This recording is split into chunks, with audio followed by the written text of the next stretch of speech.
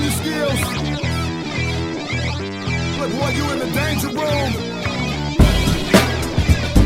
Yeah, you in the danger room. Come on now. It's like a dream. Everything moving fast, but you moving slow. Change the tempo, watch, we on time. Hey, now you know. Listen to the rhythm we giving them, we bringing it with passion. Smashing, you should just move to my groove.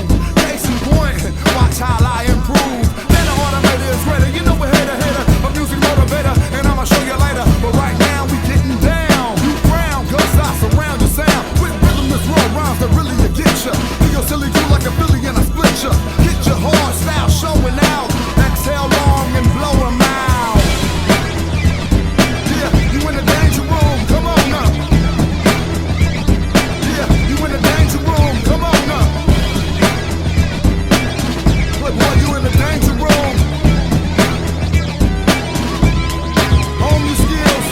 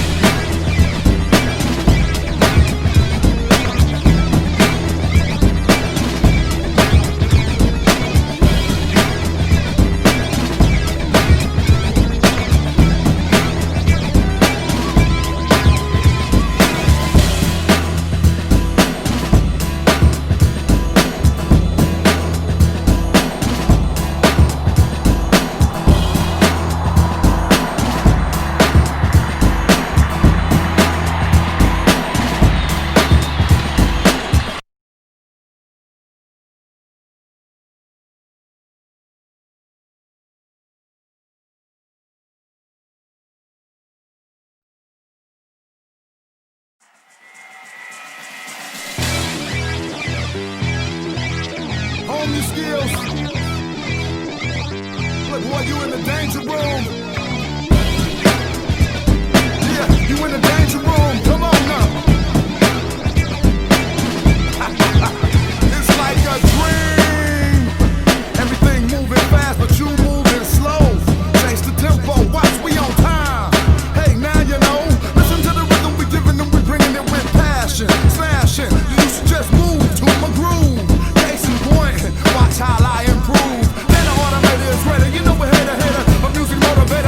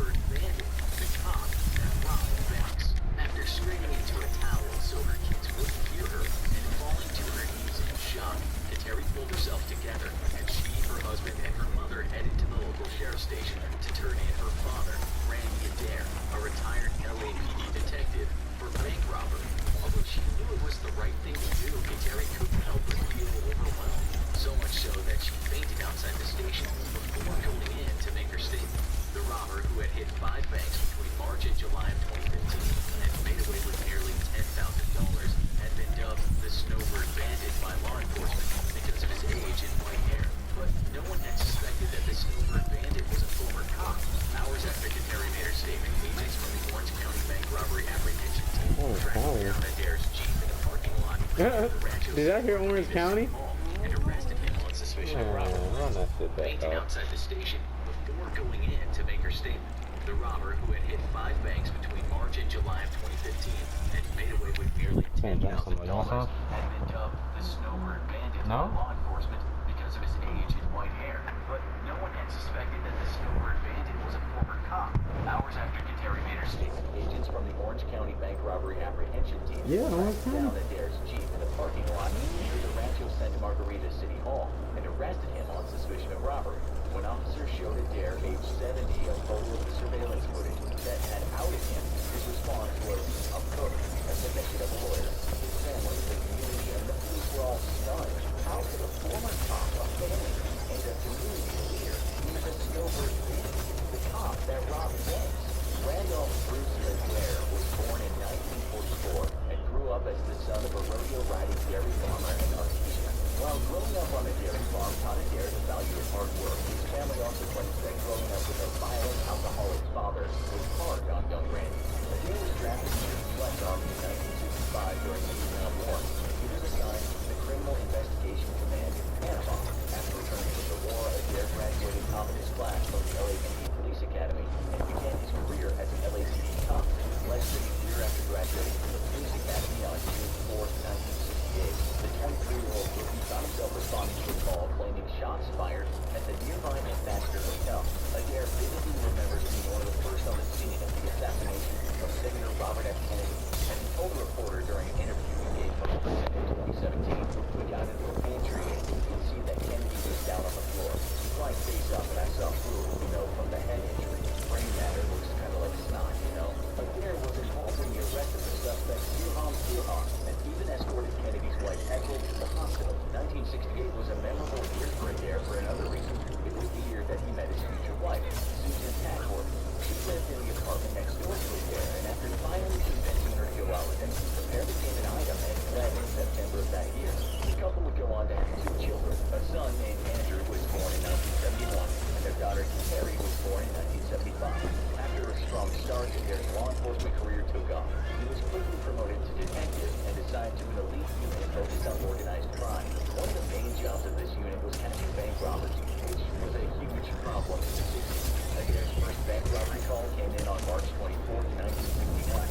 A silent alarm had been triggered at the United California Bank in the city. Adair and his team arrived just as the robber was attempting to make off with his stash. Upon seeing the cops, the robber ran back into the building, and officers found him hiding in a second-floor bathroom. After arresting Robert Lee White, officers learned that they had captured the Wilshire Bandit, who had not only hit 9 banks in the area, but was also wanted as the Glacier Bandit in Woodward, Texas. In 1971, Adair was the first on the scene of a fire at a low-income housing development.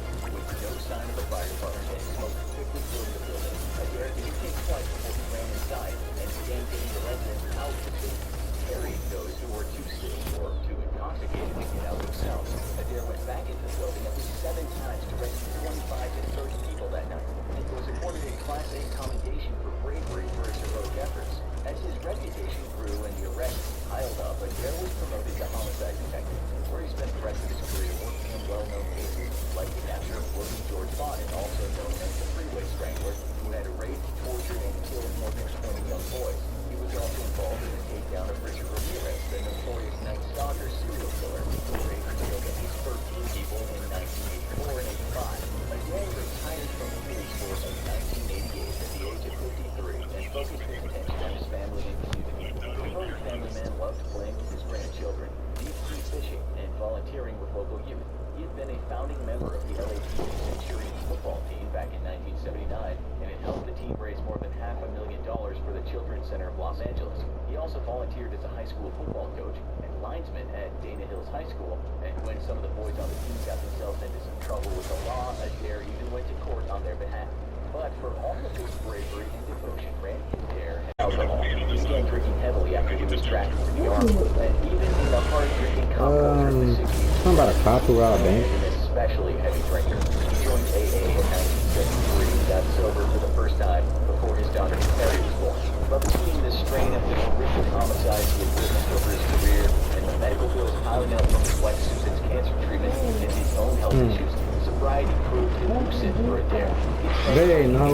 That's Navy good parade, already. things quickly got out of control. That we was gonna wait. Come on, you In the out. harbor, and didn't die. Like Susan recalled one time, You just said that told earlier. her this was goodbye. Holding a rope gun and saying, "Missing it, which is horrible." Thankfully, Susan calmed down, and the air got sober again in 1996. Baby, come on now, you didn't give me hit when I wanted it. So we just send the fast play like you said. Investigators and had lost their home to medical This nigga services. just did it like Bankruptcy in 2000 and were living on the fixed income from his $2,800 monthly LAPD pension. They were having trouble making ends meet, even with help and loans from their daughter Terry. And this is when his gambling addiction flared up. Although drinking had always been his biggest problem, it was haunted Adair for years. He'd been a regular at the local Navy casinos and the horse track, but soon he started playing online games on his iPad at home, and the losses mounted in the months leading up to the robberies. Adair had been forced to take out loans and withdraw funds from his pension after gambling away the red money. It was then that Adair, a distinguished cash cop, decided to turn to a life of crime. On March 20th, 2015, Adair walked into the California Bank and Trust in Dana Point at 1:45 on a Friday afternoon, wearing a baseball cap with his revolver tucked into his waistband. Adair handed the note to the teller demanding money. Moments later, Adair walked away with a little more than $1,700. Adair lay low for 2 months before more gambling losses prompted him to attempt another robbery on May 22nd. This time, he targeted a First Citizens Bank branch near his home in Rancho Santa Margarita, taking off with nearly $1,200. On June 11th, the day after his daughter Terry's 40th birthday, the Snowbird bandit struck again, this time taking off with $944 from a Wells Fargo bank in Mission Viejo. On July 6th, he made his biggest score yet, taking $3,600 from the U.S. Bank branch in Ladera Ranch. Adair promised himself that this would be his last robbery, but by mid-July he was short on cash again and worried about making rent. On July 21st, Adair returned to the same First Citizens branch in Rancho Santa Margarita that he had robbed in May, this time making off with $1,600.